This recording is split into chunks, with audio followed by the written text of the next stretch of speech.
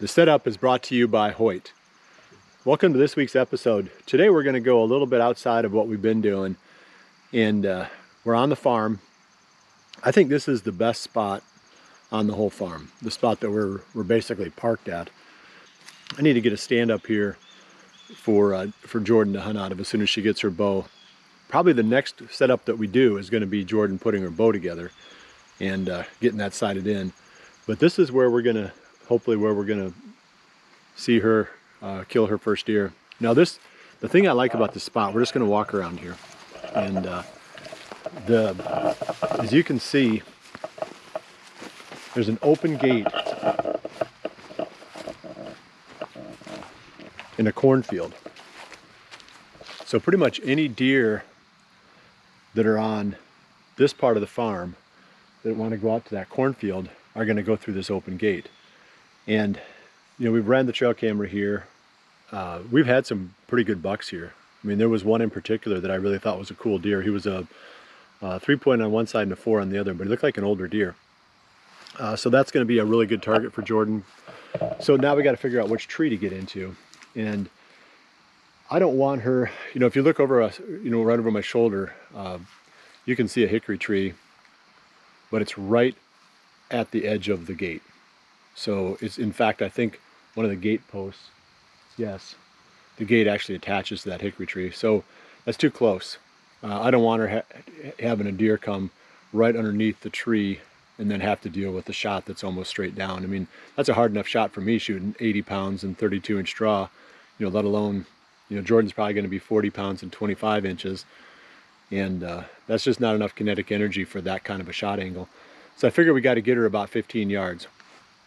And I can see a couple of spots here. If you look a little bit further over towards the truck, you're going to see a couple more of these hickory trees. I think one of those will work. The third one in the line back here, 1, 2, 3. The third one I think is going to be about right. So we're going to look at that one, because then we can hunt it out of a south, which would blow straight out, you know, towards the corn, or we could hunt it on a southwest, which would angle along the edge of the corn.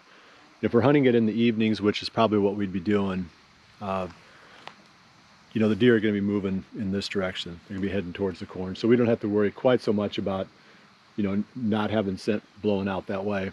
You know, we're dealing with Jordan's first deer. It could be a doe, it could be that nice 7-pointer, it could be any number of bucks that come through here, but we're not going to stress too much about which deer comes through.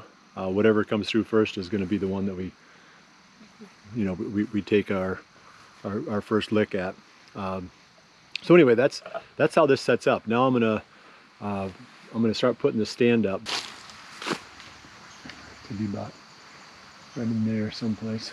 The shot angle would be pretty good because you'd be able to shoot down into here and out into the field. Yeah, I like it. It's actually a pretty nice spot. Wish I was trying to kill my first deer. This is where I'd be. I like a fixed position tree stand. I like being able to get there and just quietly climb. And I don't use sticks, I use screw-in steps. I don't, you know, if I'm on public land, of course, I'm stuck with those laws or restrictions, but on private land, I can screw steps into the tree, so I'm going to. They're a lot quieter. I can't tell you how many times I've tried to climb in the mornings with sticks that squeak against the tree. And so we're gonna put in screw-in steps, and we're gonna put a lock-on tree stand up there. And when we come back to hunt it, it's going to be super comfortable, super quiet, and we're not going to have to figure out what to do, you know, at the moment of entry. It's all going to be there for us. I don't like to go above 20 feet. My favorite height is about 18 feet. From that height, you got a really good angle into the vitals. If you get too high, the shot angle gets tough. You know, if it's a longer shot, it's not that big of a deal, but if it's a shorter shot, you know, like 10 or 15 yards, the higher you go, the harder that angle gets, because now the kill zone is covered with, you know, the back strap and the you know, the heavier cartilage along the top of the deer.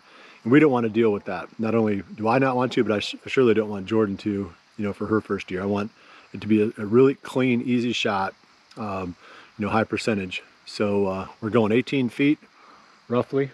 This is the spot If I had to pick one place on the whole farm where I thought we could kill a deer the first time out, this would be the place I'd pick. I like to set up on the back of the tree. My preference is to be standing facing the tree. So if you think about it, if the tree is your same diameter as your body or maybe a little bit bigger, you can stand behind it and hide behind it. And you always want to set up on the side away from where you think the deer are going to be coming. So we got that one up, and I think it's about as good of a setup as I've seen in a long time. It should be a really good spot to hunt. The open gate is right here. It's going to be 15-yard shot, really good good shot angle. I mean, what did you think of it, Jordan? It was you were up in there and tried it out. Yeah, I mean, it's a gorgeous spot. You can see for a really long ways up on top of the ridge once you get up there. So after that corn gets taken out, it'll be a really pretty view and a good shot, hopefully. Yeah, I'm looking forward to that part of it. The view is nice too, but I'm kind of focused on the shot part. No, and one thing too, real quick, the safety is so important. You know, you never want to take for granted that you could fall. I mean, I've known a lot of people over the years that have fallen out of trees and gotten really bad hurt, and some of them have actually died. So it does happen, and you never want to assume it'll never happen to you. So I was connected to the tree the whole time. I had the harness on and then the lineman's rope around the tree when I was climbing. And then after I got the stand hung, I put the safe line around the tree, connected the harness to that, and then when I descended, you know, I was connected to the tree that way. And same thing with Jordan. You know, she went up and down, never disconnected from the tree. So don't take any chances. I use this same system, even though it seems like a little bit awkward and cumbersome, but this is what I use even when I'm going in for like a run and gun or a hang and hunt style of hunt. Well, I appreciate you joining us. Next episode is going to be Jordan putting her bow together, and then we're going to be hunting after that. So keep checking back, and we'll keep bringing you more episodes of Hoyt's The Setup.